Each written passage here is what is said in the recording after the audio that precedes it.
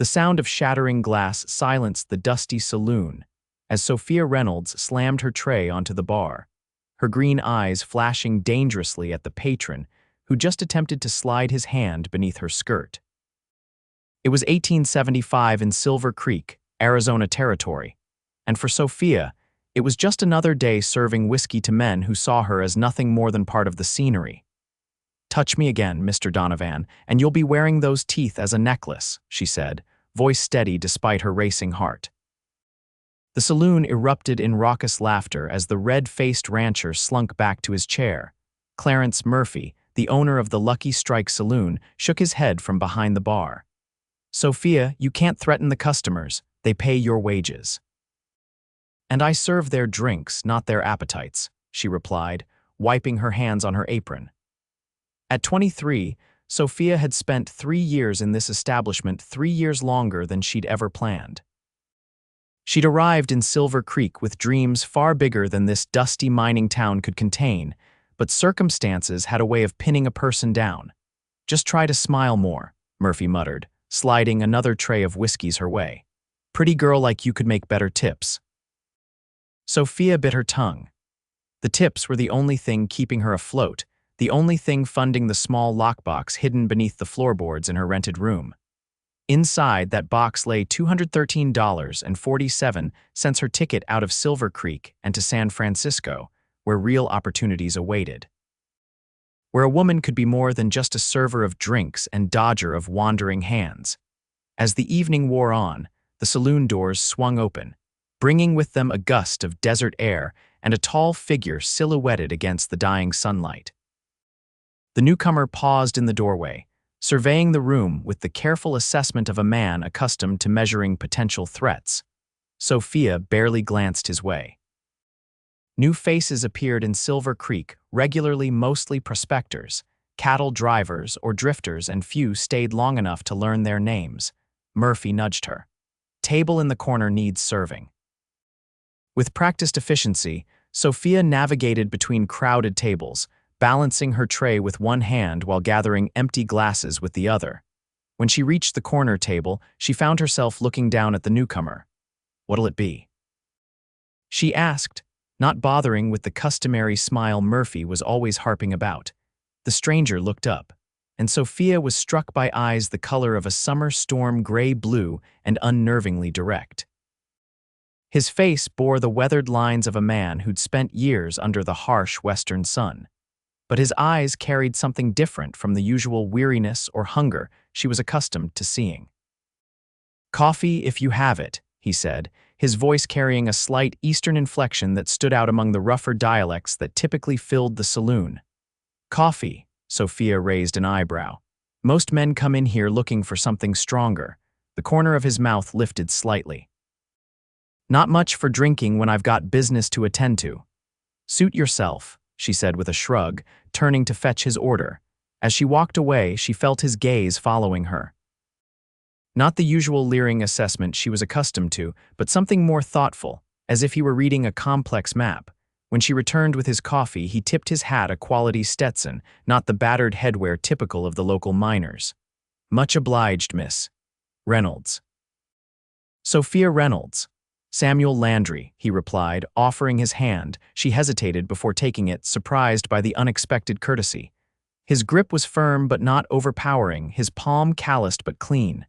"You're new to Silver Creek, Mr. Landry," she said, stating the obvious. "Just arrived this morning. I'm looking to establish some business interests in the area." His eyes assessed her face with unnerving directness. "And yourself, you don't strike me as someone born to this town."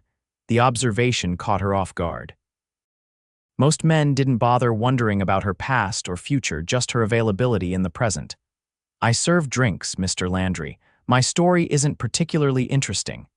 He took a sip of his coffee, grimacing slightly at the bitter taste. "I've found most stories worth hearing come from people who claim they don't have one."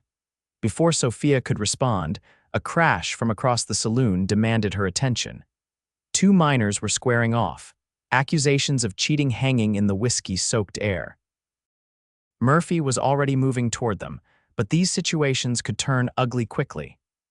"If you'll excuse me," she said, stepping away from Samuel Landry's table. The rest of the evening passed in a blur of drink orders and avoided hands. The threatened fight had been diffused, but the tension remained, making the patrons louder and more demanding than usual. By closing time, Sophia's feet ached and her patience had worn dangerously thin. As she wiped down the last table, she realized the stranger Samuel Landry had departed, leaving behind a generous tip and his empty coffee cup. She pocketed the coins, adding them mentally to her escape fund. San Francisco was calling, and every cent brought her closer to answering. The following morning dawned clear and hot, the Arizona sun already fierce by the time Sophia completed her errands. The general store, the post office, and finally the bank, where she deposited another small sum into her savings. Mrs. Holbrook, the banker's wife who handled deposits on Tuesdays, smiled kindly as she recorded the transaction.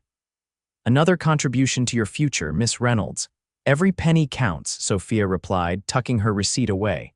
"May I ask what you're saving for? A trousseau, perhaps?" The older woman's eyes twinkled with well-meaning but misplaced matchmaking hopes. Sophia smiled politely. "Not quite. Just looking toward new horizons." Outside the bank, Silver Creek bustled with its usual morning activities. Wagons rumbled down the main street, shopkeepers swept their boardwalks, and the smithy's hammer rang out in steady rhythm. It was a town like 100 others scattered across the territories, functional, dusty, and limited. As Sophia rounded the corner toward her boarding house, she nearly collided with a solid chest. "Pardon me, Miss Reynolds," said the now familiar voice of Samuel Landry. She stepped back, taking in his appearance in the clear morning light. He cut a different figure from the saloon patrons she was accustomed to. His clothes, while suitable for the frontier, were well-tailored and clean: a dark vest over a white shirt, practical trousers, and those fine boots she'd noticed the night before. His dark hair was neatly trimmed, and that storm-gray gaze was just as direct in daylight. "Mr. Landry, taking in the sights of Silver Creek, I'm afraid you'll be finished by lunchtime," he smiled, revealing straight white teeth. "Actually, I was hoping to speak with you." Sophia's guard immediately rose. She'd heard every line imaginable from men passing through, and while Samuel Landry seemed different, experience had taught her caution. "I'm not much for conversation before my duties begin, Mr. Landry," she said, moving to step around him. "It's a business proposition," he said quickly, something in his tone giving her pause. "Perhaps I could call on you at a more convenient time." Curiosity won over caution. "The saloon opens at 4. I'll be there an hour earlier to prepare." He nodded. 3 o'clock then." "Thank you for your time, Miss Reynolds." As he walked away, Sophia found herself watching his retreating figure with puzzled interest. Business proposition. What business could a man like Samuel Landry possibly have with a saloon girl? At precisely 3 o'clock, Samuel Landry entered the empty saloon as Sophia was arranging glasses behind the bar. Murphy wouldn't arrive for another half hour, giving them a window of privacy that both relieved and concerned her. "Right on time, Mr. Landry," she said, setting down the glass she'd been polishing. "Punctuality is a virtue I value," he replied, removing his hat as he approached the bar. "Thank you for agreeing to speak with me. You've piqued my curiosity," she admitted. "What's this proposition?" Samuel placed his hat on the counter and reached into his vest pocket, retrieving a folded document. "I've recently acquired property north of town, the old Williamson Ranch. I intend to establish a way station for the stage line that's expanding through the territory." "And what does this have to do with me?" "I need someone to manage the establishment, the dining area specifically, someone organized, efficient, and capable of handling difficult situations with composure." His eyes met hers. "I observed you last night. You possess all those qualities." Sophia stared at him, caught between disbelief and laughter. "You want to hire me, a saloon girl. I want to hire a capable woman who deserves better opportunities than serving whiskey to men who don't respect her." His directness stunned her into momentary silence. When she found her voice, it came out sharper than intended. "You don't know anything about what I deserve, Mr. Landry." "Perhaps not," he conceded with a slight incline of his head, "but I recognize competence when I see it." The position offers room and board, plus a monthly salary of $30. The figure sent a jolt through her. $30 a month was nearly double what she made at the saloon, even with tips. With such earnings, her journey to San Francisco could become a reality within months rather than years. "Why me?" she asked, suspicion tempering her interest. "Silver Creek has proper ladies who would jump at such an opportunity." "Proper ladies who have never worked a day in their lives," Samuel replied. "I need someone who understands hard work and can handle the unexpected. The way station will see all manner of travelers. It requires someone unflappable." Sophia considered him carefully. "And what exactly would my duties entail?" "Overseeing the dining room, managing meal service, keeping accounts of supplies, and coordinating with the cook I'm hiring from Tucson." He slid the document toward her. "The full details are outlined here. I encourage you to review them before making your decision." She didn't reach for the paper. "Mr. Landry, offers that seem too good to be true usually are. What aren't you telling me?" Something flickered across his face. "Respect, perhaps. The property requires substantial work. It's been abandoned for 2 years, and while structurally sound, it needs considerable attention before it's suitable for guests. The position would begin immediately, but the actual operation won't commence for at least a month. So you're hiring me to help clean up a dilapidated ranch house?" "Initially, yes, but I'm offering you a permanent position with advancement possibilities once operations begin." He paused. "Miss Reynolds, I sense you have ambitions beyond Silver Creek. This opportunity could be a stepping stone toward whatever future you envision." His perception unsettled her. Had her dreams been so transparent? "I would need time to consider," she said finally. "Of course, I'll be at the hotel through the week." He indicated the document. "Please take this, read it thoroughly." Sophia took the papers, folding them and tucking them into her apron pocket. "I'll give you my answer tomorrow. That's all I ask." He retrieved his hat, settling it on his head with a practiced motion. "Good day, Miss Reynolds." After he left, Sophia removed the document from her pocket, reading through the details carefully. The offer seemed legitimate, the terms fair. Still, caution kept her from immediate acceptance. Men like Samuel Landry, educated, well-spoken, clearly moneyed, didn't typically offer opportunities to women like her without ulterior motives. That evening, the saloon was mercifully quiet.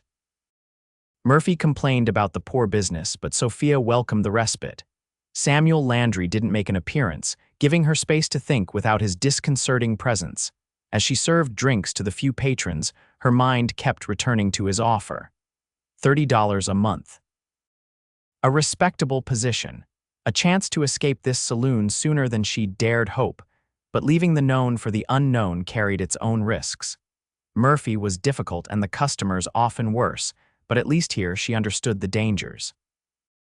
Samuel Landry remained an unknown quantity, his intentions, his character, his expectations all uncertain.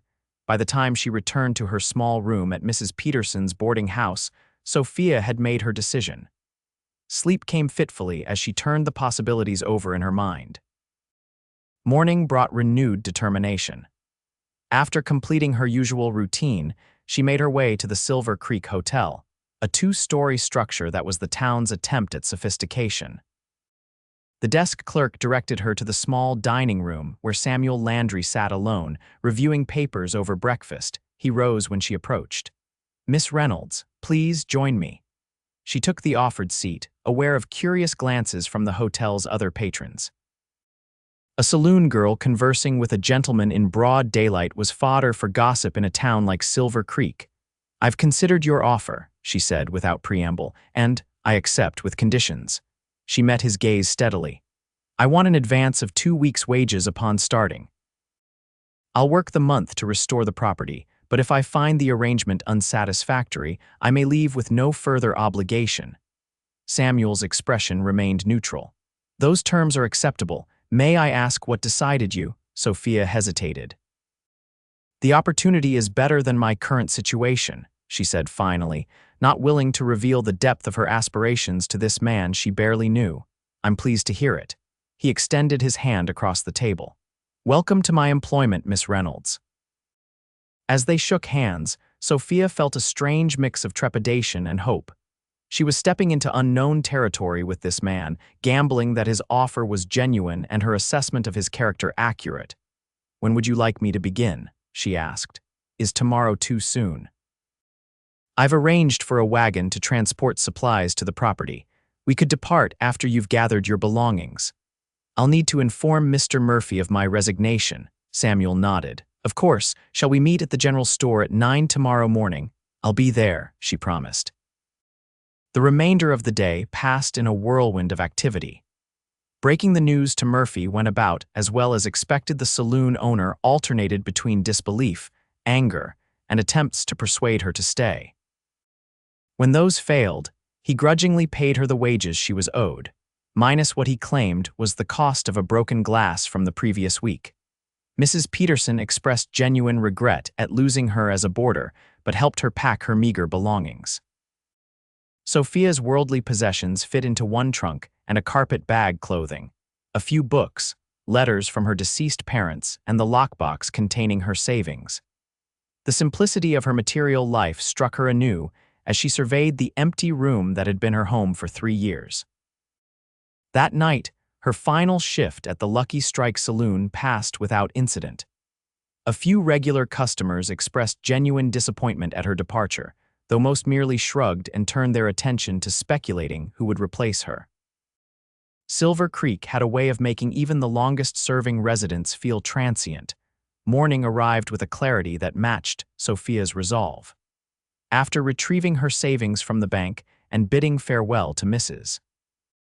Holbrook, she made her way to the general store where Samuel Landry waited beside a loaded wagon.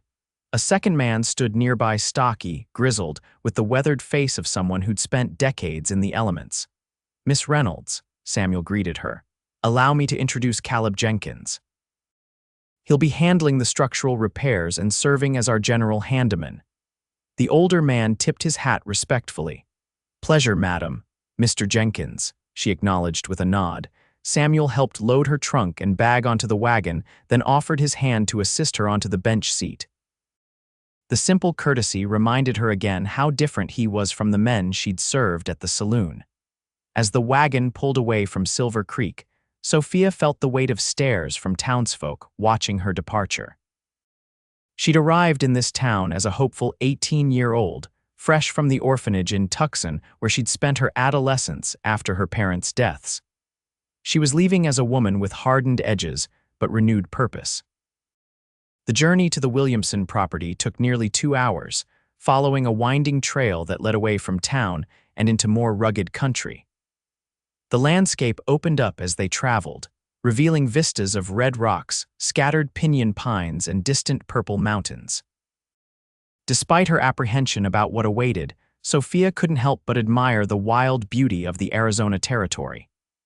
"There it is," Samuel said eventually, pointing toward a cluster of buildings nestled against a ridge. As they drew closer, Sophia assessed her new workplace. The main house was a substantial 2-story structure built of local stone and timber, with a wide porch wrapping around the front. Several outbuildings, a barn, what appeared to be a bunkhouse, and smaller storage sheds surrounded it. A windmill stood sentinel over a well, its blades turning lazily in the light breeze. The property had good bones, as her father would have said, but 2 years of abandonment had taken a toll. Weeds choked what had once been a garden, shutters hung askew, and the roof of one outbuilding had partially collapsed. "It needs work," Samuel acknowledged as they pulled up to the main house, "but the structure is sound.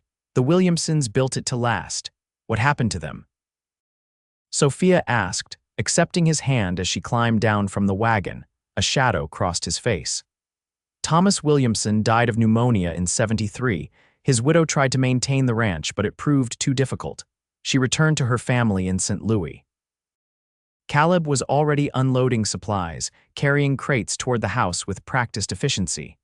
Samuel gestured for Sophia to follow him up the porch steps. The boards creaked underfoot but held firm. "I'll show you the interior," he said, producing a key and unlocking the heavy front door. The musty scent of disuse greeted them as they entered. Dust motes danced in the shafts of light streaming through the windows, illuminating a large central room.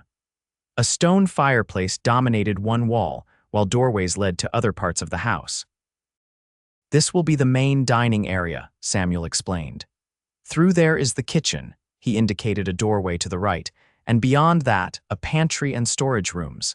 Upstairs are bedrooms, one of which will be yours once we've made it habitable." Sophia moved through the space, mentally cataloging the work required. Despite the dust and neglect, she could envision what it might become: a welcoming stopover for travelers, with clean tables, good food, and an efficiency that would make it profitable. "Where will you stay?" she asked, suddenly aware that the living arrangements remained unclear. "I've had a cabin built behind the main house," he replied. "I prefer my privacy, and it allows the main building to be fully dedicated to the business." The answer relieved her somewhat, though questions remained about how this arrangement would function day to day. "The stage line has confirmed they'll add this as a regular stop once we're operational," Samuel continued, moving toward the kitchen.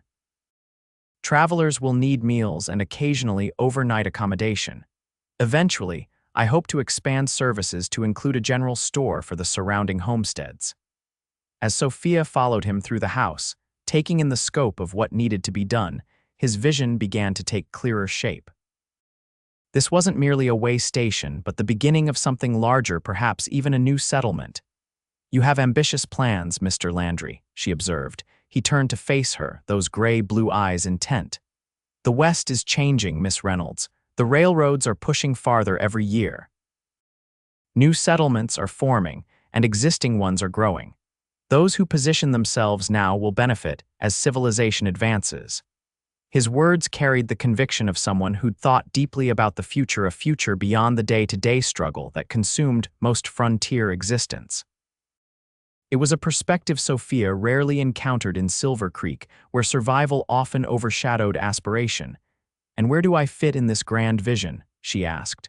"You'll help make this way station a success," he said simply. "Beyond that, well, that depends on your own ambitions, doesn't it?" Before she could respond, Caleb called from outside, needing assistance with the heavier supplies. Samuel excused himself, leaving Sophia alone in the dusty kitchen. She ran her finger along a countertop, leaving a clean streak in the grime. The work ahead was daunting, but the potential rewards, financial and otherwise, outweighed her concerns. For the first time since arriving in Silver Creek, Sophia felt something like genuine possibility stirring within her. The following weeks passed in a blur of endless chores.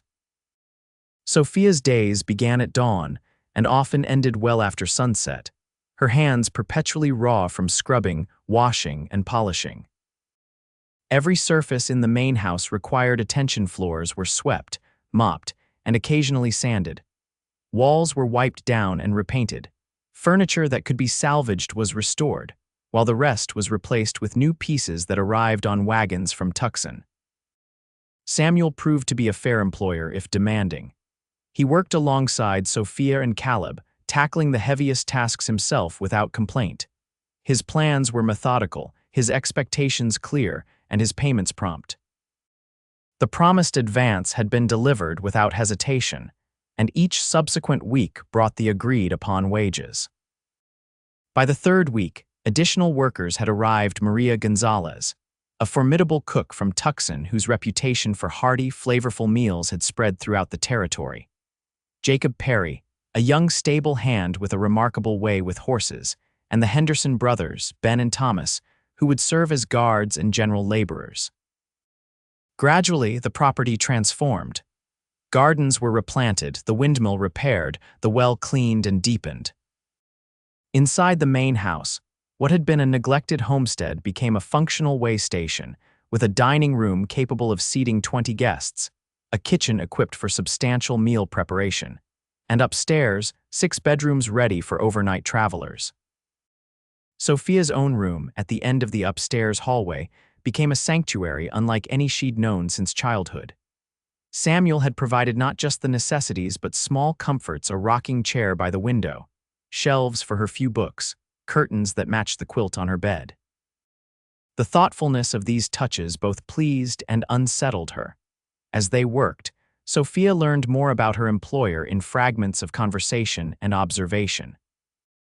Samuel Landry had come west from Boston 5 years earlier, seeking opportunity after the financial panic of 1869 had damaged his family's shipping business. He'd found success in various ventures, first in mining claims near Prescott, then in a freight business operating between Arizona and California.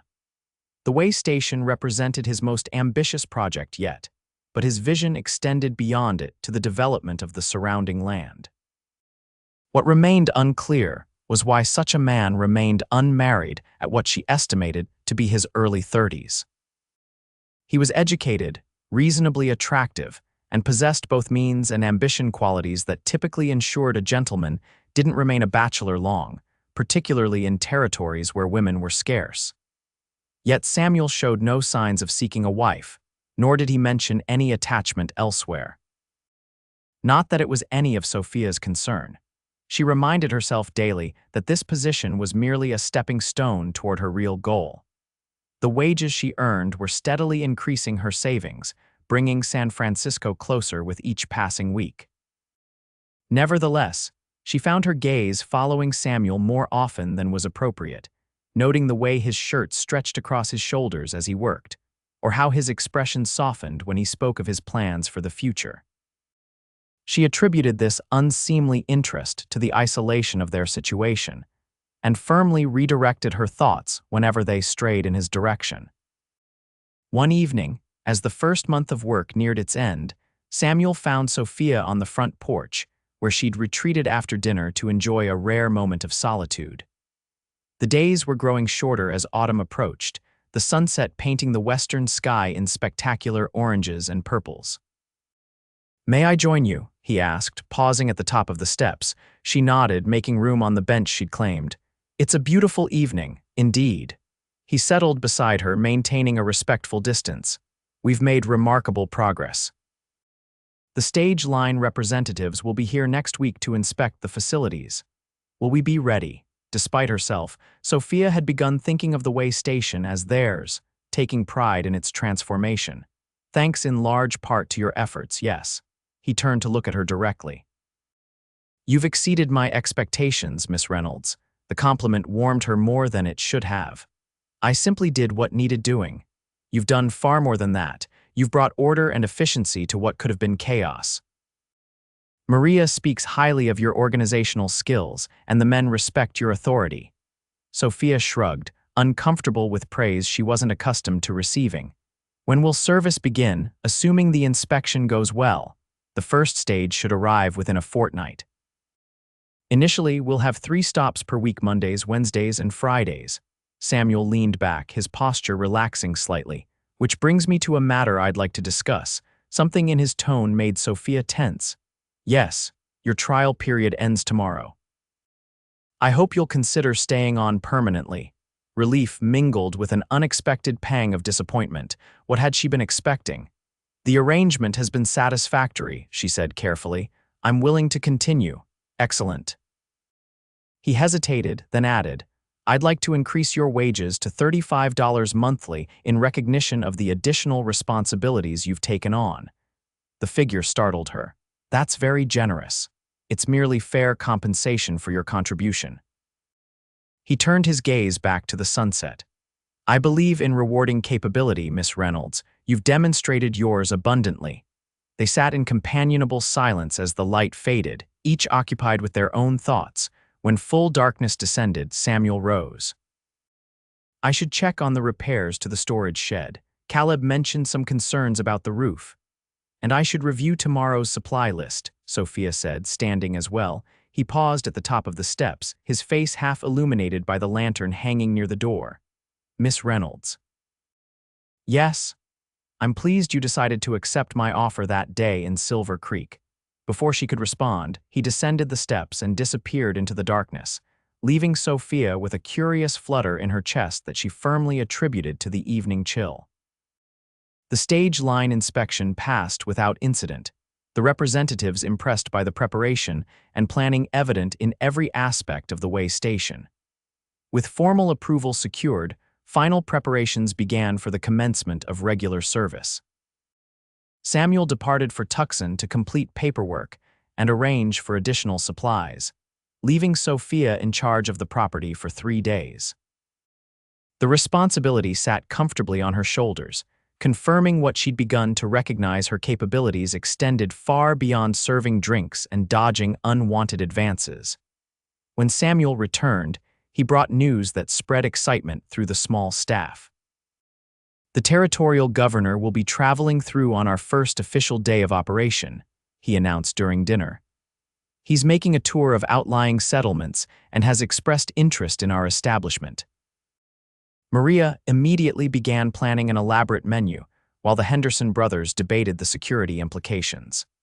Sophia's mind raced with preparations. Linens would need to be at their finest, silver polished to perfection, the dining room immaculate.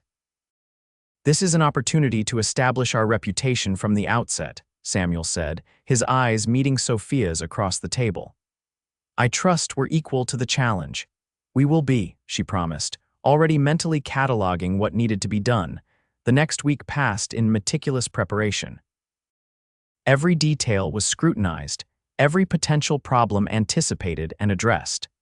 By the evening before the first stage was due to arrive, the way station, now officially named Landry's Rest, gleamed with readiness.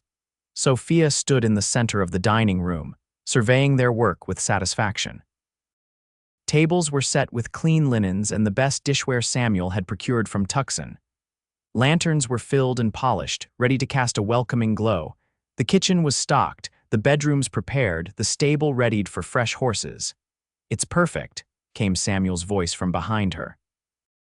She turned to find him leaning against the doorframe, his expression one of quiet pride. "Not quite perfect," she corrected, "but certainly presentable. You're too modest." He crossed the room to stand beside her. "We've accomplished something remarkable here, Sophia." It was the first time he'd used her given name, and the intimacy of it sent a small shock through her. More surprising was her own lack of objection to the familiarity. "It's been a joint effort," she said, suddenly conscious of how close he stood. "Indeed." He gazed around the room once more. "I suggest we all retire early tonight. Tomorrow will be demanding." Sophia nodded, grateful for the practical direction of the conversation. "Good night, Mr. Landry." "Samuel, please," he said quietly. "We've worked side by side for a month. I think we've earned the right to some informality, at least in private." She hesitated, then conceded with a slight nod. "Good night, Samuel." "Good night, Sophia. Sleep well." As she climbed the stairs to her room, Sophia acknowledged what she'd been trying to deny for weeks. Her feelings for Samuel Landry had grown beyond professional respect into something more complicated, an attraction she could ill afford if she intended to maintain her plans for the future. San Francisco still beckoned, her dream of a different life unchanged. Yet as she prepared for bed, Sophia found herself wondering if the path to that dream might have altered in ways she hadn't anticipated. Morning brought clear skies and a buzz of activity.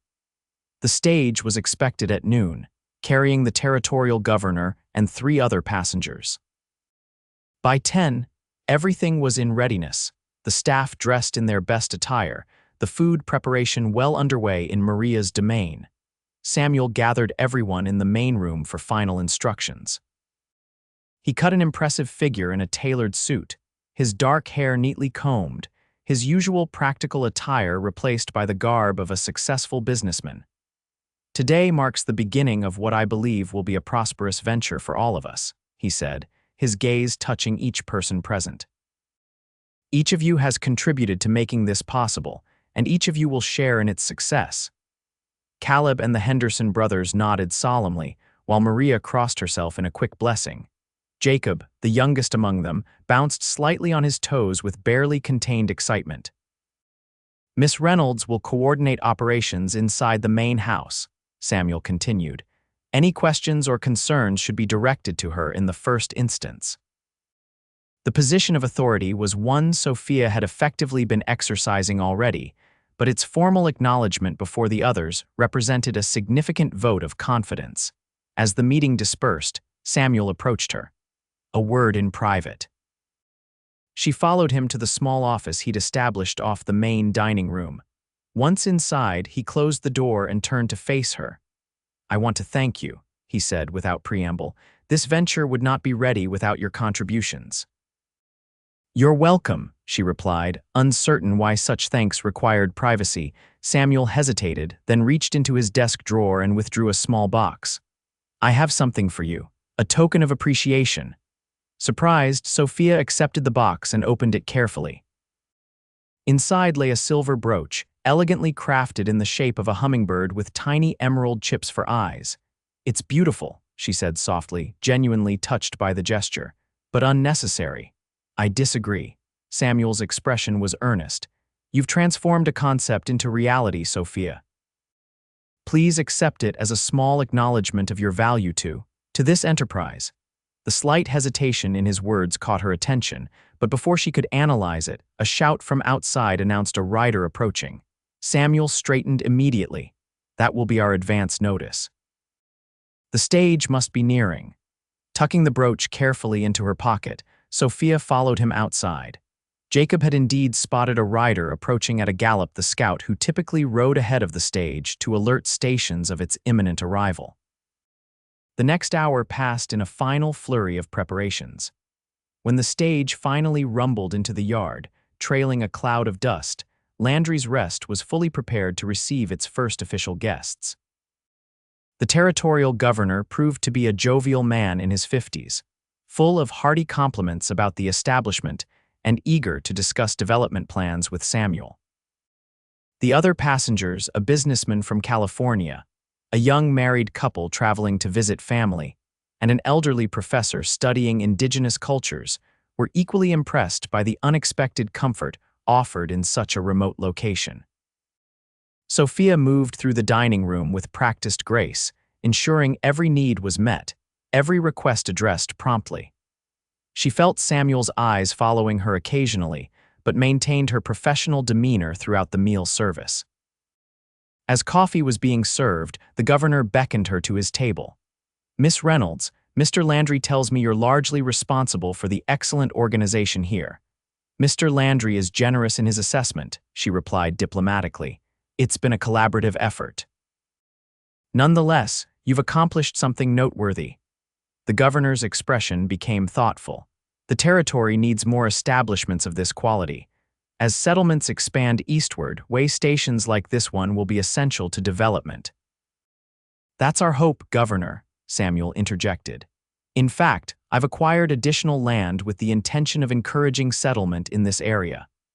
The conversation turned to broader plans for territorial development, and Sophia excused herself to oversee dessert service. As she worked, she reflected on the day's success. Everything had proceeded smoothly, the guests were satisfied, and Samuel's vision was being realized before her eyes. Why, then, did she feel a persistent undercurrent of melancholy beneath her professional satisfaction? The answer came to her as she watched Samuel in conversation with the governor, animated, confident, clearly in his element. She was proud of him, proud of what they'd created together. And therein lay the problem. Increasingly, she found herself thinking of Landry's Rest as home rather than a temporary position, of Samuel as more than merely an employer. Such thoughts were dangerous to the independence she'd fought so hard to maintain, the dreams she'd nurtured through years of difficult circumstances. San Francisco represented freedom from the limitations placed on a woman in frontier society, freedom to reinvent herself beyond the constraints of her past. Yet, as the day progressed, Sophia found it increasingly difficult to reconcile that dream with the reality she now inhabited. At Landry's Rest, she'd found respect, responsibility, and a sense of contribution she'd never experienced in Silver Creek. Here, her capabilities were recognized and valued. Here, she was more than just a pretty face serving drinks. And here was Samuel Landry, a man unlike any she'd encountered, principled, visionary, and possessed of a quiet strength that drew her despite her best efforts to maintain emotional distance. By evening, when the stage had departed with its refreshed horses and satisfied passengers, Sophia was no closer to resolving her internal conflict. The day's success was celebrated with a special dinner for the staff, during which Samuel announced bonuses for everyone in recognition of their excellent work. Later, as Sophia prepared for bed, a soft knock at her door interrupted her thoughts. She opened it to find Samuel standing in the hallway, still dressed in his suit though he'd discarded the jacket and loosened his tie. "I apologize for disturbing you at this hour," he said, his voice low to avoid waking others. "But I wanted to ensure you were pleased with how the day unfolded." "Everything went perfectly," she assured him, aware of the impropriety of conversing in her doorway but unwilling to invite him inside. The governor seemed quite impressed. He was. Samuel shifted slightly. "He asked about you actually, after you'd left the table." "Oh." Sophia's hand tightened on the doorframe. "What did he ask?" "He wondered about your background, how you came to be here." Samuel's expression was difficult to read in the dim hallway. "I told him only that you had demonstrated exceptional capabilities in Silver Creek and that I'd had the good fortune to secure your services." Relief mingled with gratitude at his discretion. "Thank you. Your past is your own, Sophia. It's not my place to share it, even with the governor." He paused. "Though I admit to curiosity myself, you've revealed little about your life before Silver Creek." The invitation to confide was gentle, without pressure. For a moment, Sophia considered maintaining the reserve she'd cultivated for years. But something in Samuel's patient gaze loosened the habitual guardedness she maintained. "Perhaps we could speak in the morning," she suggested. "It's a longer conversation than this hour permits." "I'd like that." His smile was warm in the lantern light. "Sleep well, Sophia." "Good night, Samuel." After he departed, Sophia closed her door and leaned against it, her thoughts in disarray. The prospect of sharing her past with Samuel brought both trepidation and a strange anticipation. Few people knew her full story, and fewer still had earned her trust sufficiently to hear it. That Samuel had somehow joined that select company was a development she hadn't foreseen, and one with implications she wasn't yet prepared to examine too closely. Morning found them walking along the ridge behind the main house, the rising sun casting long shadows across the landscape. The air was cool and clear, the vast sky above them the intense blue that seemed unique to Arizona autumns. "My parents died when I was 14, Sophia began without preamble. "Cholera took them both within days of each other." Samuel made no comment, simply listening as they walked side by side. "We'd come west from Illinois when I was 12. My father was a schoolteacher with dreams of establishing his own school in the territories." She smiled faintly at the memory. "He was an idealist, believed education was the key to civilizing the frontier." "A worthy aspiration," Samuel observed quietly. "Yes, but Tucson in 1866 wasn't ready for his particular brand of progressive education. The local families wanted practical skills for their sons and domestic training for their daughters. My father's curriculum of literature, philosophy, and science found few takers." They paused at a point overlooking the valley, where the way station nestled against the backdrop of rugged hills. "After they died, there were no relatives to take me in. The orphanage was my only option." Sophia's voice remained steady, the pain of those memories dulled by time. "I stayed there until I turned 18, then set out on my own. Silver Creek was meant to be a temporary stop somewhere to earn enough money to continue to San Francisco." "San Francisco." Samuel turned to look at her, genuine interest in his expression. "What draws you there?" "Opportunity. It's a city where a woman might establish herself independently, perhaps in business or education." She met his gaze directly. "I've been saving for 5 years. Eventually, I'll have enough to make the journey and support myself until I find suitable work." Understanding dawned in his eyes. "That's why you accepted my offer, the higher wages." "Partly," she acknowledged. Though the position itself was appealing, a chance to do something more meaningful than serve whiskey to minors. Samuel was silent for a long moment, his gaze returning to the valley below. "What sort of business would you establish if you could?" The question caught her off guard. Few had ever asked about her specific ambitions. "A bookshop, perhaps, or a school for girls that teaches more than needlepoint and deportment." She smiled self-consciously. "My father's idealism, I suppose. It's a worthy dream," he said, his tone thoughtful. "Though I confess to selfishness in hoping it remains unrealized for a time. Landry's rest would suffer greatly in your absence." The compliment warmed her, but also heightened her awareness of the growing complication in their relationship. "We should return," she said, turning toward the path. The next stage arrives at noon. Samuel fell into step beside her, respecting her evident desire to conclude the conversation. But as they walked, he asked, "Would you join me for dinner this evening? There's a matter I'd like to discuss privately." Curiosity overrode caution. Of course. The remainder of the day passed in the now familiar routine of stage arrivals and departures, meal service, and the myriad tasks required to maintain the way station's smooth operation.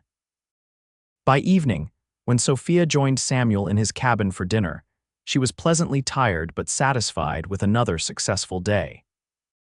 Samuel's cabin was simply but comfortably furnished, with a main room that served as both dining area and study, a small bedroom visible through a partially open door, and a compact kitchen where delicious aromas emanated from covered dishes. "Maria insisted on preparing the meal," Samuel explained as he held a chair for her at the small table. "She seems to think I'm incapable of feeding myself properly. She's protective of those she cares for," Sophia observed, accepting the glass of wine he offered. The domesticity of the setting a private dinner in his home would have been scandalous in Silver Creek, but here at the way station, different rules seemed to apply. Their isolation created its own standards of propriety. Samuel served the meal a hearty stew, freshly baked bread, and a simple salad of garden vegetables, then took his seat across from her. "Thank you for sharing your story this morning," he said. "I appreciate your trust. You've earned it," she replied simply.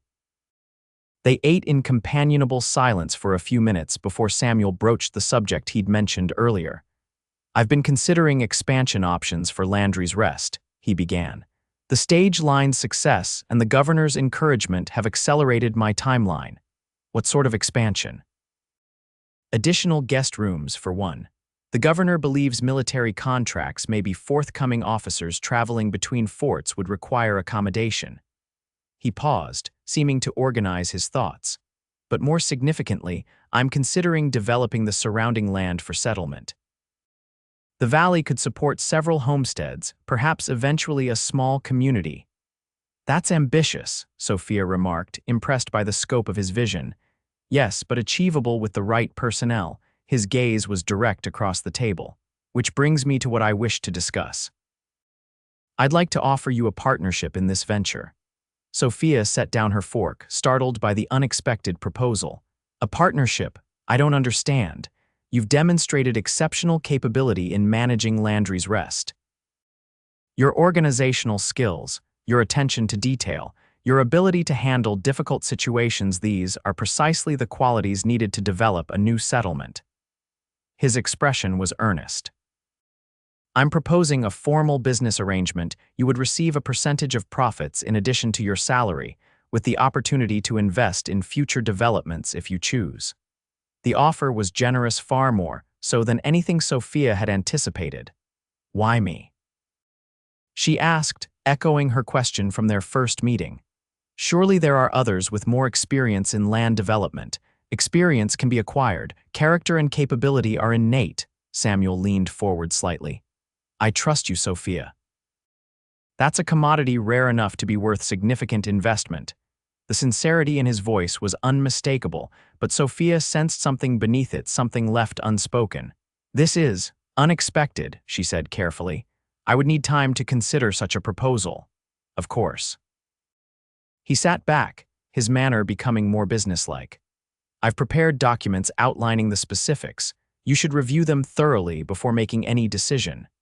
The remainder of the meal passed pleasantly enough, though Sophia's mind was preoccupied with the implications of Samuel's offer. A partnership would provide financial security beyond what she dared hope for, accelerating her journey to San Francisco even more than her current position had. Yet it would also bind her more firmly to Landry's Rest, to the developing community, to Samuel himself. The complication she'd been avoiding acknowledging would only intensify. As Samuel walked her back to the main house after dinner, the night air cool against her flushed cheeks, Sophia struggled to maintain her usual composure. "Thank you for dinner," she said as they reached the porch. "And for the opportunity you've presented. I'll consider it carefully. That's all I ask." He hesitated, then added softly, "Whatever your decision, please know that I value your presence here more than I can adequately express." Before she could respond, he bowed slightly and turned back toward his cabin, leaving Sophia with the distinct impression that once again, words had been left unspoken between them. The following week brought an unexpected development that temporarily pushed aside Sophia's deliberations about Samuel's partnership offer. A letter arrived from San Francisco response to an inquiry she'd sent months earlier regarding employment opportunities for educated women. The reply was encouraging. A new women's academy was seeking instructors, and Sophia's credentials, limited though they were, might be sufficient for a junior position.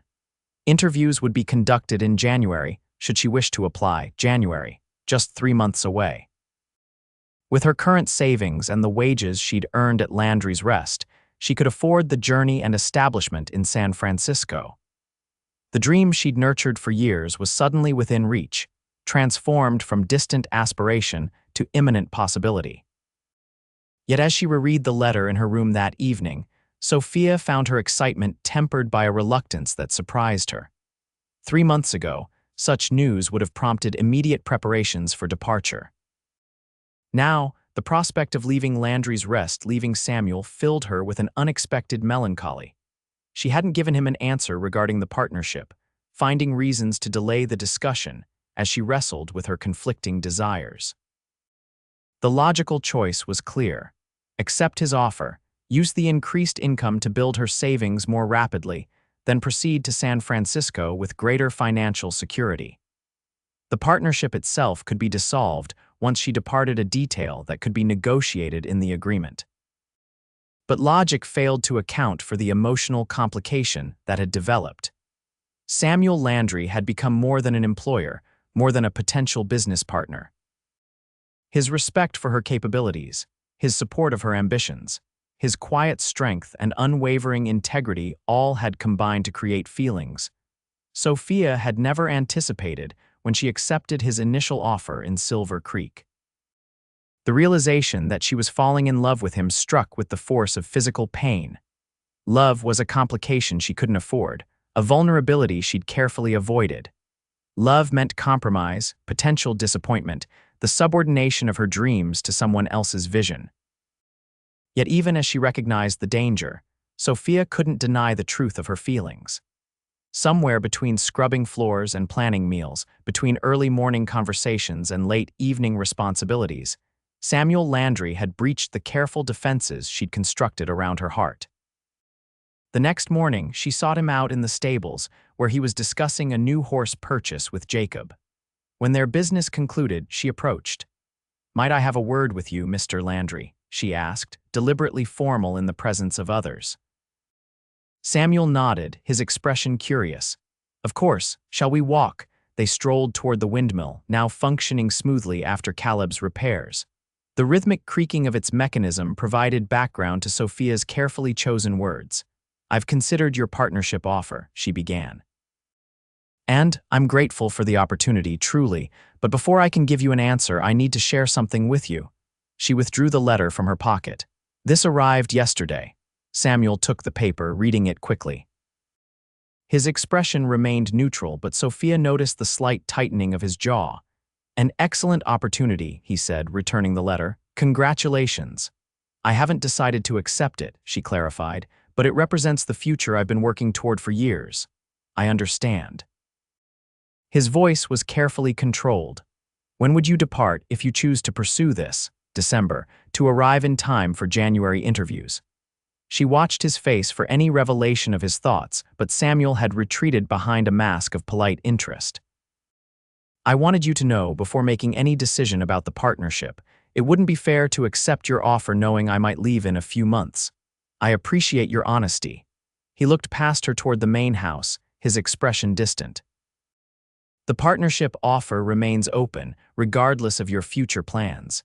We could structure it to accommodate your departure, should you choose that path."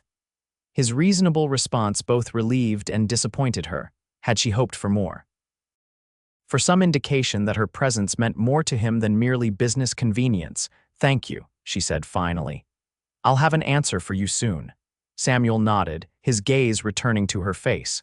For a moment, something flickered in his eyes and emotion quickly suppressed. "Whatever you decide, Sophia, I want you to know that working with you has been one of the great privileges of my life." The simple statement, delivered without embellishment, caught her unprepared. Before she could formulate a response, a shout from the direction of the road drew their attention. A rider was approaching at speed, raising a cloud of dust behind him. "That's Ben Henderson," Samuel observed, already moving toward the main yard. He wasn't due back from Tucson until tomorrow. They reached the yard just as Ben pulled his lathered horse to a stop. "Trouble coming," he gasped, swinging down from the saddle. "Randall gang was spotted near Phoenix, heading this way. 3 banks hit in 2 weeks." Samuel's expression hardened. "How many?" "Reports say 7, maybe 8 riders, well armed." Ben accepted the canteen Jacob brought him, drinking deeply before continuing. "Marshall in Tucson is organizing a posse, but they're a day behind at least. When were they last seen?"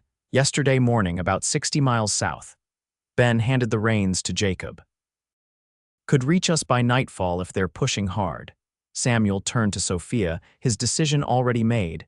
"We need to prepare. The stage is due in 3 hours with passengers who'll need protection." The next hours passed in organized haste. The Henderson brothers and Caleb checked and cleaned weapons, while Samuel instructed Maria and Jacob on securing valuables and provisions. Sophia focused on preparing the main house, ensuring shutters could be secured, moving furniture to create defensive positions if needed, setting aside medical supplies. By the time the stage arrived, Landry's Rest had been transformed from welcoming way station to defensive position. Samuel explained the situation to the driver and the 6 passengers, a mining engineer, 2 drummers selling farm equipment, a young schoolteacher headed for a position in Prescott, and an older couple returning to their homestead.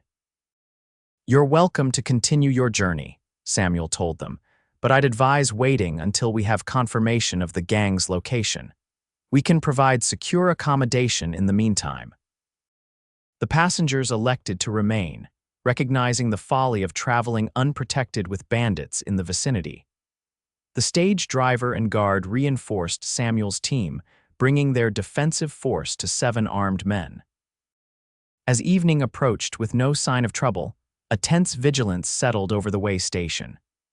Samuel positioned lookouts on the ridge and at the road approach, with instructions to fire a warning shot if riders appeared. Sophia supervised dinner for their unexpected guests, maintaining a calm demeanor that belied her inner anxiety. She'd heard of the Randall gang. Their reputation for brutality exceeded even their notoriety for successful robberies. If they chose to target Landry's Rest, the danger would be significant. After the passengers had retired to their rooms, Samuel gathered his core staff in the kitchen for a final consultation. "We've done what we can to prepare," he said quietly. "With luck, they'll bypass us entirely." "But if they don't?" His gaze moved to each face in turn. "Protecting lives is our priority. Property can be replaced." "The strongbox from the stage has been hidden," Caleb confirmed, "and Maria has prepared provisions in case we need to retreat to the root cellar." Samuel nodded approval, then turned to Sophia. "I'd prefer you remain with Maria and the female passengers if trouble comes. The cellar is secure and provisioned." "I can be of more use helping to defend the house," she objected. "I know how to use a rifle." A flicker of surprise crossed his face. "When did you learn that?" "Silver Creek wasn't always peaceful," she replied simply. "Mr. Murphy insisted all his employees know basic self-defense." Samuel studied her for a moment, then nodded. "Very well, but promise me you'll retreat if the situation becomes untenable." "I promise." The meeting dispersed, each person moving to their assigned position for the night. Sophia found herself stationed near the front windows of the dining room, a Winchester rifle within reach and Samuel, a few feet away, checking his revolver with practiced movements. "You should try to rest," he told her. "I'll wake you if there's any development." "I'm not sure sleep is possible under the circumstances." She settled into a chair position to observe the yard. "Besides, it seems unfair for you to maintain watch alone." Samuel accepted her decision with a slight nod, and they lapsed into companionable silence, the weight of potential danger hovering between them. After nearly an hour, Sophia spoke again. "May I ask you something?" "Of course." "Why did you really offer me the partnership?" The question had been nagging at her since their dinner conversation. "The truth, please." Samuel was silent for so long that Sophia wondered if he would answer. When he finally spoke, his voice was low and reflective. "When I established Landry's Rest, I envisioned creating something permanent, not just a business, but a foundation for a community. The kind of place where people could build lives of substance and meaning." He gazed out the window toward his darkened cabin. "I've achieved financial success, but the larger vision requires more than capital investment. It requires someone who shares the dream, who sees beyond immediate profit to long-term development." His eyes returned to her face. "In Silver Creek, I observed how you interacted with the customers, efficient but never subservient, maintaining dignity despite difficult circumstances. Later, as we worked together here, I recognized qualities I value highly: integrity, intelligence, vision. The partnership was a natural extension of that recognition." "A business decision, then," Sophia said, trying to keep disappointment from her voice. "Initially, yes." Samuel's gaze was steady, "but I would be dishonest if I claimed my feelings remained purely professional." The admission hung in the air between them, transforming the tension of vigilance into something more personal, more profound. Before Sophia could respond, a distant crack broke the night's silence, a rifle shot from the direction of the ridge. Samuel was immediately on his feet, moving toward the door. "Stay inside," he ordered, grabbing his rifle. "Wake the others." The warning shot was followed by a shout from the lookout, then the thunder of approaching hooves. Sophia rushed to alert the household, while Samuel and Caleb moved to defensive positions on the porch. Within minutes, riders appeared in the yard, not the expected Randall gang, but a patrol of cavalry soldiers, their uniforms dusty from hard riding. The lieutenant in charge quickly explained their presence. The Randall gang had been intercepted by the Tucson Marshal's posse some 40 miles south. After a fierce gunfight, 3 bandits were dead and the others captured. The cavalry patrol had been dispatched to alert settlements and way stations along the likely route. Relief swept through Landry's Rest as the danger passed. The soldiers were offered accommodation for the night, which they gratefully accepted, and the atmosphere transformed from tense vigilance to celebratory gratitude. In the midst of arranging quarters for the unexpected military guests, Sophia found herself working alongside Samuel with renewed awareness of his unfinished statement. His admission of feelings beyond the professional had opened a door neither could easily close again. Yet the night passed without opportunity for private conversation, the demands of hospitality taking precedence over personal matters. By morning, when the soldiers departed with thanks and promises to recommend Landry's Rest to their commanding officers, Sophia and Samuel had exchanged no words beyond those required by their responsibilities. The stage departed soon after, carrying its passengers onward with stories of their brush with potential danger. As normalcy returned to the way station, Sophia found herself both seeking and avoiding Samuel, their unfinished conversation hanging between them like a suspended note in music. It was late afternoon before circumstance finally brought them together alone. Samuel found her in the garden behind the kitchen, where she'd retreated to gather herbs for the evening meal. Sophia. Her name on his lips still carried the power to quicken her pulse. "Might we continue our conversation from last night?" she straightened, brushing soil from her hands. "Yes, I think we should." They walked together toward the creek that ran along the eastern edge of the property, where cottonwoods provided shade from the late autumn sun. When they reached a fallen log that served as a natural bench, Samuel gestured for her to sit. "I owe you completion of my thought," he began, remaining standing, "but before I continue, I need to know something." His eyes held hers with unusual intensity. "Has your heart already decided on San Francisco?" The directness of the question caught her unprepared. I've worked toward that goal for so long," she said finally. "It's been my compass point through difficult times." That doesn't answer my question, he said gently. Sophia took a deep breath. Honesty required courage she wasn't certain she possessed, but Samuel deserved nothing less. No, she admitted. My heart is no longer fixed on San Francisco alone. Something in his expression shifted, tension releasing, possibility dawning. I'm glad to hear it, he said softly, because what I wanted to say last night was this: the partnership I truly wish to offer extends beyond business. He sat beside her on the log, close enough that she could feel the warmth of his presence. Sophia Reynolds, from the moment I saw you in that saloon, handling difficult men with dignity and strength, I recognized something extraordinary. Working alongside you these past months has only confirmed that initial impression. Your intelligence, your determination, your vision for a life beyond conventional expectations all have made me admire you deeply. Samuel took her hand, his touch gentle but sure. I find myself in the unexpected position of having fallen in love with you. I had no intention of doing so when I offered you employment, but intentions often yield to deeper truths. The words Sophia had both hoped for and feared now hung in the air between them.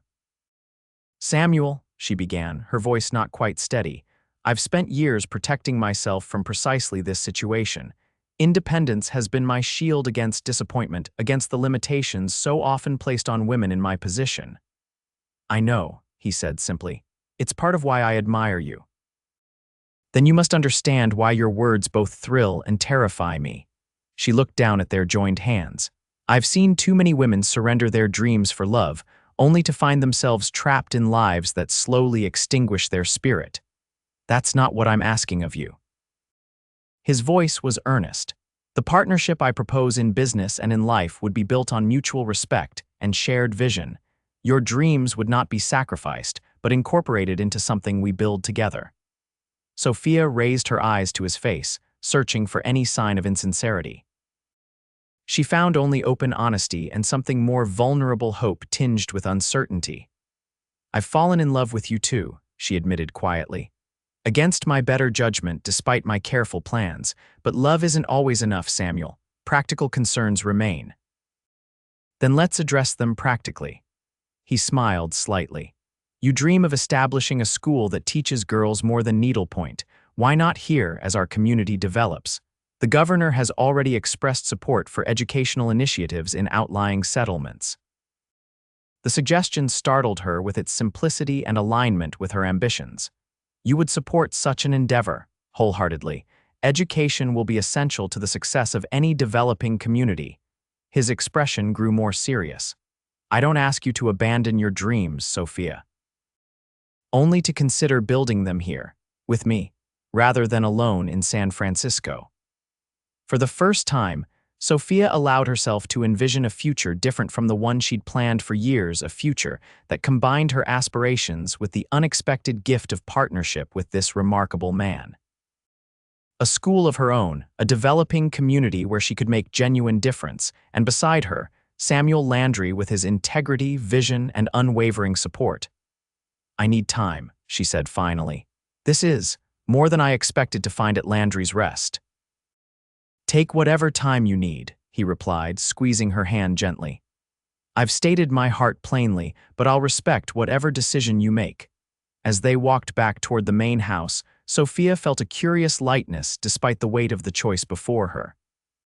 For years, her options had been constrained by circumstance, her dreams narrowed to a single path forward. Now, unexpectedly, life had presented an alternative she'd never considered, one that promised both love and fulfillment of her deeper aspirations. The following days passed in a whirlwind of normal activity stages arriving and departing, meals served, accounts maintained but beneath the routine operations. Sophia's mind continuously returned to Samuel's proposal and her own conflicted response. Each interaction with him carried new significance, laden with awareness of feelings now openly acknowledged. Yet Samuel maintained respectful distance, true to his promise to give her time for consideration. His restraint only deepened her growing certainty that this was a man unlike others she had known, one who viewed her as a genuine partner rather than a possession or convenience. A week after their conversation by the creek, Sophia finally reached her decision. The letter from San Francisco remained in her drawer, a reminder of the path she'd long planned to take. But as she reread it that evening, she recognized that its promise had dimmed compared to the possibility Samuel had offered not just of love, but of creating something meaningful in partnership with someone who truly valued her capabilities and vision. The next morning, she sought him out in his office, where he was reviewing correspondence from the stage line. He looked up at her entrance, setting aside his papers immediately. "Sophia, come in." She closed the door behind her, her heart racing despite her firm resolve. "I've made my decision," she said without preamble. Samuel rose from his desk but didn't approach, giving her space to speak her mind freely. "I'm listening. I've spent years defining my future in opposition to my circumstances planning escape, focusing on distance rather than destination." She took a steadying breath. "But what you've offered isn't confinement or limitation. It's partnership in the truest sense, the chance to build something meaningful alongside someone who respects my abilities and shares my values." She moved closer to his desk, her eyes holding his. "I accept your proposal, Samuel, both business and personal. I choose to build my dreams here with you." The joy that transformed his face was answer enough, but Samuel crossed the distance between them and took her hands in his. "You've made me the happiest of men," he said, his voice rough with emotion. "I promise you won't regret this choice." "I know," she said simply.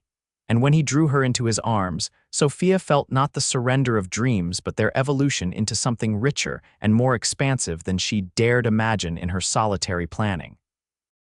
Their engagement was announced to the staff that evening, met with enthusiastic approval particularly from Maria, who declared she'd known from the first week that they were destined for each other. Plans were made for a December wedding, with the territorial governor agreeing to make a special trip to officiate. As word spread of their betrothal, Sophia was surprised by the response from Silver Creek. Clarence Murphy sent grudging congratulations, while several of her former regular customers organized a collection to send a wedding gift, a fine set of silver serving pieces that arrived with notes of genuine well-wishing. Even Mrs. Holbrook from the bank made the journey to Landry's Rest, bringing linens she'd embroidered herself as a wedding present. Through the weeks of preparation, Sophia and Samuel worked side by side as always, but with new understanding between them. Their discussions expanded beyond the day-to-day operations of the way station to longer-term visions, the community they hoped to foster, the principles that would guide its development, the legacy they wished to create together. When December arrived, bringing cooler temperatures and occasional rainstorms that transformed the desert briefly into a landscape of surprising green, Landry's Rest was prepared for both a wedding and the holiday season. Decorations of pine boughs and red ribbon adorned the main house, while candles and lanterns created a warm glow against the early winter darkness. On the morning of the wedding, Sophia stood in her room, dressed in a gown of ivory silk that Samuel had commissioned from a dressmaker in Tucson. Maria fussed with the arrangement of her hair, weaving small white flowers through the upswept curls. "You look beautiful, Mija," the older woman said, stepping back to assess her handiwork. "Senor Samuel will be struck speechless." Sophia smiled at her reflection in the mirror. The woman who gazed back bore little resemblance to the tired saloon girl who had accepted a strange offer in Silver Creek just months earlier. This woman stood straighter, her eyes brighter, her countenance reflecting not just happiness but purpose and confidence. "It's almost time," Maria said, glancing out the window where guests were gathering in the yard.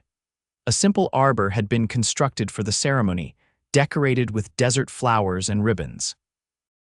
The territorial governor had arrived the previous evening, along with guests from neighboring settlements, and even a few from as far as Tucson.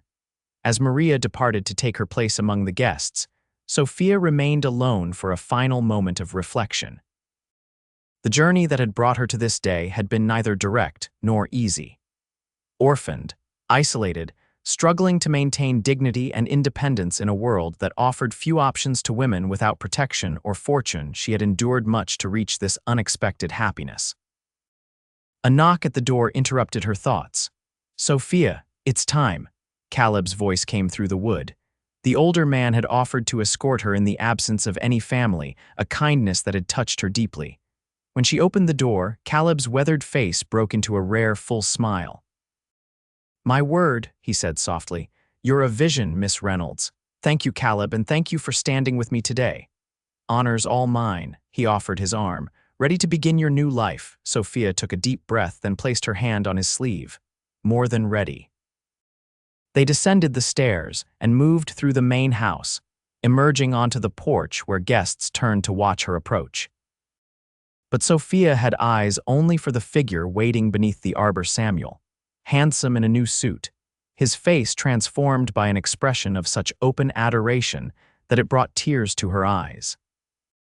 As she walked toward him on Caleb's arm, Sophia remembered her first glimpse of Samuel Landry in the Silver Creek saloon, a stranger requesting coffee amid whiskey drinkers, observing her with those thoughtful gray-blue eyes.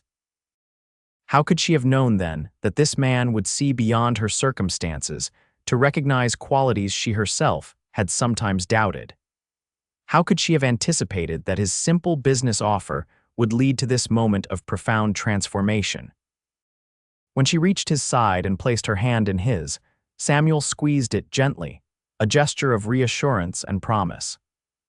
The governor began the ceremony with words about commitment and partnership, about building foundations for future generations, about the significance of union in taming the wilderness of the territories. But it was the personal vows, spoken with quiet intensity beneath the Arizona sky, that truly marked the beginning of their shared journey. "Sophia," Samuel said, his voice steady despite the emotion evident in his eyes, "I pledge not just my love and loyalty, but my partnership in all endeavors.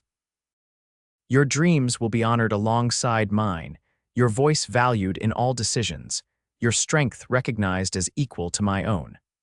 Together we will build not just a home, but a legacy of opportunity and compassion for this land and its people." When her turn came, Sophia's voice carried clearly to the assembled guests. "Samuel, I offer you my hand as your equal, my heart as your beloved, and my mind as your partner in all ventures. I promise to stand beside you in difficulty, to celebrate with you in triumph, and to work with you always toward the betterment of our shared vision. What began as an unexpected offer has become the greatest gift of my life, the chance to build a future founded on mutual respect and genuine love." The governor pronounced them husband and wife, and as Samuel's lips met hers in their first kiss as a married couple, Sophia felt the last pieces of her carefully constructed independence transform not into surrender, but into a stronger, more resilient foundation for the life they would build together. The celebration that followed lasted well into the evening, with food and music and dancing beneath lantern light. When Samuel finally led his bride toward the cabin, now expanded and renovated as their permanent home, cheers and good-natured jests followed them across the yard. Inside, with the door closed against the world, Samuel drew Sophia into his arms. "Mrs. Landry," he murmured against her hair, "I can scarcely believe this day has arrived." "Nor I," she admitted, resting her head against his chest. "When I accepted your offer in Silver Creek, I saw it merely as a step toward a different future. I never imagined it would become my future." "Regrets?" he asked, a hint of vulnerability in the question. Sophia raised her face to his, her eyes clear and certain. "None whatsoever." As they sealed this affirmation with a kiss, Sophia reflected that life's most profound journeys rarely follow the maps we draw for ourselves. Her path from serving drinks in a dusty saloon to partnership in both business and marriage with a man who truly saw her worth had been neither planned nor predictable. Yet standing here in the home they would share, surrounded by the community they were building together, Sophia Reynolds Landry recognized that sometimes the dreams we carry for years are merely placeholders for possibilities we lack the experience to imagine, possibilities that, when embraced with courage, lead to destinations far richer than those we originally sought. 5 years later, on a crisp autumn morning, Sophia stood on the porch of Landry's Rest, watching her 3-year-old son Thomas chase butterflies in the garden while his father supervised the construction of the settlement's newest building across the yard. Landry's Rest had grown beyond a simple way station into a thriving small community. The original structure still served travelers, but additional buildings had been added: a general store, a smithy, a small church, and several family homes. More significantly, the school Sophia had established 2 years earlier was expanding, requiring the new building now under construction. Her hand rested lightly on the gentle swell of her abdomen, where their second child grew. Samuel had suggested Rose if the baby was a girl, after Sophia's mother. As she observed the activity, Sophia reflected on the journey that had brought her here. The path she'd envisioned in her days at Silver Creek, solitary independence in San Francisco, had given way to something both different from and richer than those early dreams. Here, she'd found not just personal happiness, but genuine purpose. The school served children from surrounding homesteads, with a curriculum that balanced practical skills with the literature and sciences her father had valued. Already, 2 of her older students had secured positions in Prescott, carrying their education forward into wider opportunities. And through it all, Samuel had been the partner he'd promised to be, supporting her initiatives, valuing her opinions, standing beside her in the inevitable challenges of frontier development.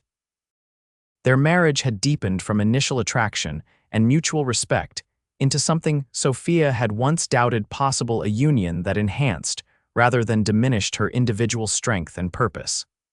"Mama, look." Thomas called, his small hand clutching a wildflower he'd discovered among the garden plantings. "It's beautiful," she told him, accepting the slightly crushed blossom. "Shall we press it in a book to keep?" He nodded enthusiastically. Always eager to add to the collection of preserved plants, they were assembling together his first scientific project, as Samuel called it. As they turned toward the house, Samuel looked up from his conversation with the builders, catching Sophia's eye across the distance. The smile they exchanged carried 5 years of shared experiences, challenges overcome, and dreams realized. Later that evening, with Thomas asleep and the day's work completed, Sophia and Samuel sat together on the porch of their expanded home, watching the first stars appear in the darkening sky. "The governor's letter arrived today," Samuel said, his arm around her shoulders. "He's approved the expansion of the school program. The territorial funds will be available in spring." "That's wonderful news," Sophia replied, her head resting against his shoulder. "We can accept students from even greater distances once the dormitory is completed." Samuel pressed a kiss to her temple. "You've created something remarkable, Sophia. Your father would be proud." The mention of her father brought a wistful smile to her face. "I hope so. Sometimes I wonder if this is what he envisioned when he brought us west, not his own school, but one established by his daughter. I've no doubt he would consider it the fulfillment of his dream." Samuel's voice held the quiet certainty that had been her anchor through the years of building their shared vision. "Just as you are the fulfillment of mine." As darkness settled fully around them, Sophia gazed across the property that had transformed from dilapidated way station to thriving community under their stewardship. Children would be born here, educated here, perhaps someday raise families of their own in this place that had begun as a simple stopover for weary travelers. "Do you ever think about Silver Creek?" Samuel asked, following her contemplative gaze. "About how different your life might have been if I hadn't stopped there that night." "Occasionally," she admitted. "But not with regret. Silver Creek was a necessary chapter in my story. It taught me resilience and self-reliance. It prepared me in its way for the life we've built together." Samuel nodded, understanding as always the complex interweaving of past and present that had shaped them both. "From serving drinks to creating futures," he mused. "It's a remarkable journey." "One we're still traveling," Sophia reminded him, placing her hand over his where it rested against her side. "The best journeys don't end, they simply open new paths forward." As the stars multiplied above them in the vast Arizona sky, Sophia Reynolds Landry gave silent thanks for the unexpected turn her life had taken, for the man who had seen beyond her circumstances to recognize her true worth, for the love that had transformed limitation into possibility, and for the partnership that continued to create something more enduring than either of them could have built alone.